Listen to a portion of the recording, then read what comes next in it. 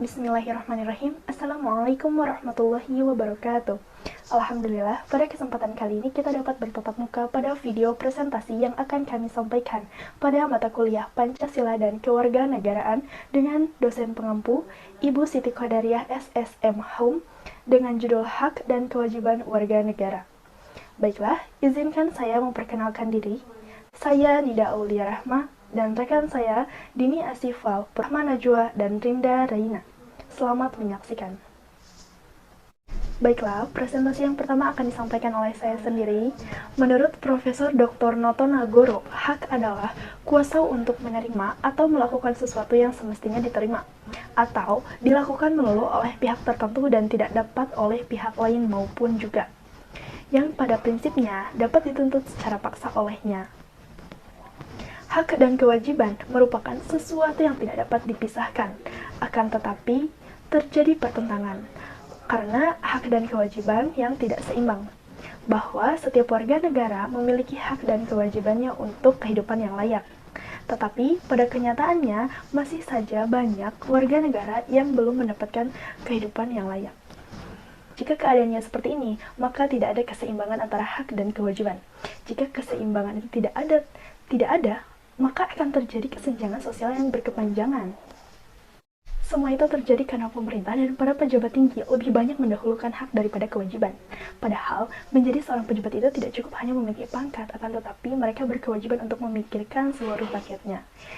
Untuk mencapai keseimbangan antara hak dan kewajiban, yaitu dengan cara mengetahui posisi diri kita sendiri.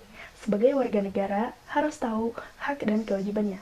Seorang pejabat pun harus mengetahui hak dan kewajibannya, seperti yang sudah tercantum dalam hukum dan aturan-aturan yang berlaku. Jika hak dan kewajiban seimbang dan terpenuhi, maka kehidupan masyarakat akan aman sejahtera. Hak dan kewajiban di Indonesia ini tidak akan pernah seimbang apabila masyarakat tidak bergerak untuk merubahnya, karena para pejabat tidak akan pernah merubahnya, walaupun rakyat banyak menderita karena hal ini. Mereka lebih memikirkan bagaimana mendapatkan materi daripada memikirkan rakyat. Sampai saat ini, masih banyak rakyat yang belum mendapatkan haknya.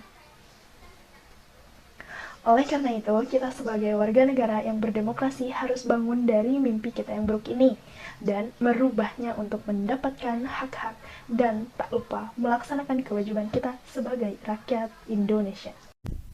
Halo, saya Rahma. Dalam konteks Indonesia, istilah warga negara sesuai dengan Undang-Undang Dasar 1945, Pasal 26, yang dimaksudkan untuk bangsa Indonesia asli dan bangsa lain yang disahkan undang-undang sebagai warga negara. M. Nur Said mengatakan dalam buku Dinamika Penduduk, warga negara adalah orang yang memiliki domisili atau tempat tinggal tetap di wilayah negara itu, serta orang yang dapat dibedakan dengan warga negara asing.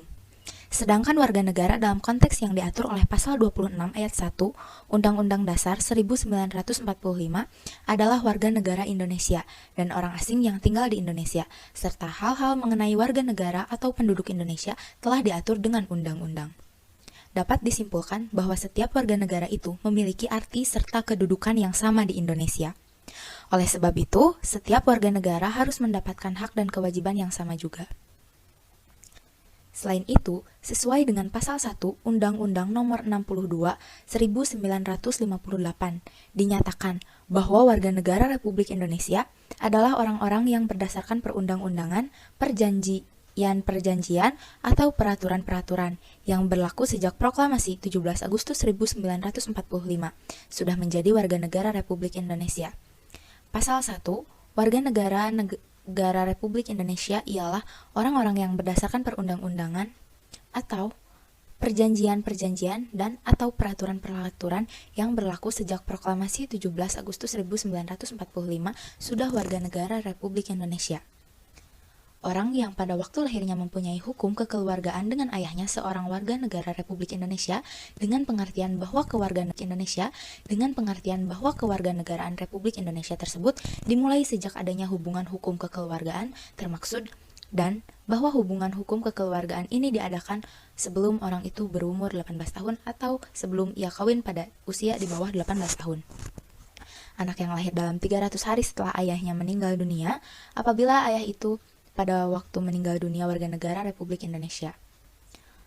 Lalu, orang yang pada waktu lahirnya ibunya warga negara Republik Indonesia apabila ia pada waktu itu tidak mempunyai hubungan hukum kekeluargaan dengan ayahnya. Orang yang pada waktu lahirnya ibunya warga negara Republik Indonesia jika ayahnya tidak mempunyai kewarganegaraan atau selama tidak diketahui kewarganegaraan ayahnya. Orang yang lahir dalam wilayah Republik Indonesia selama kedua orang tuanya tidak diketahui.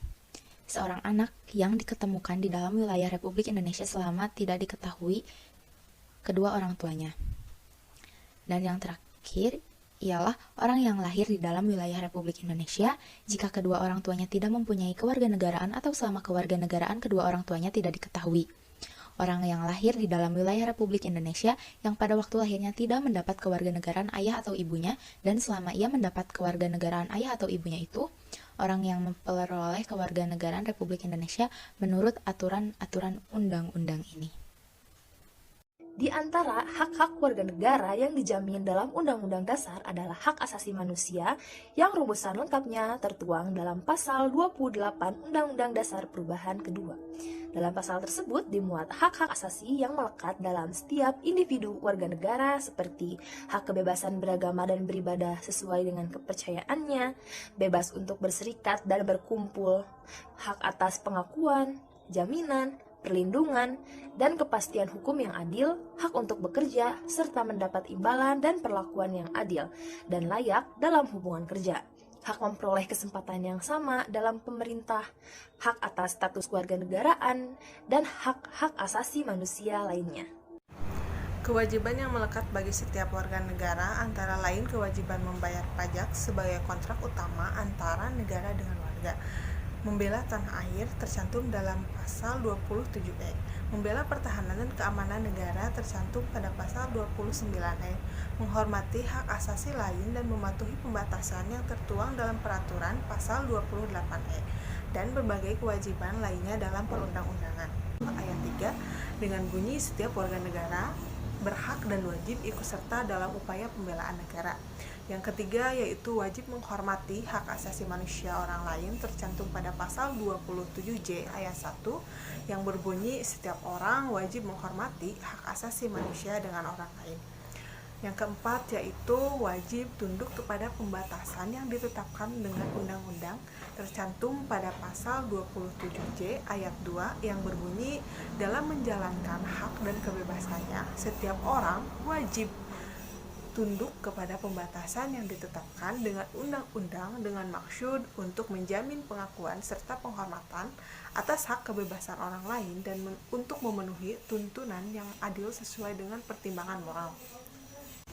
Nilai-nilai agama, keamanan, dan ketertiban umum dalam suatu masyarakat demokrasi. Wajib ikut serta dalam usaha pertahanan dan keamanan negara. Pasal 30 ayat 1 Undang-Undang 1945 menyatakan tiap-tiap warga negara berhak dan wajib ikut serta dalam usaha pertahanan dan keamanan negara. Yang kelima yaitu wajib ikut serta dalam usaha pertahanan dan keamanan negara yang tercantum dalam pasal 30 ayat 1 Undang-Undang 45 dengan bunyi tiap-tiap warga negara berhak dan wajib ikut serta dalam pertahanan dan keamanan negara. Dalam pasal tersebut, sebagai warga negara, kita diwajibkan untuk turut andil dalam usaha pertahanan negara. Namun, usaha di sini bukan hanya terlibat dalam bidang militer saja, menjaga kerukunan, mematuhi hukum, membayar pajak, serta menjaga keamanan di lingkungan tempat kita tinggal menjadi salah satu cara kita melakukan untuk ikut serta dalam usaha pertahanan negara.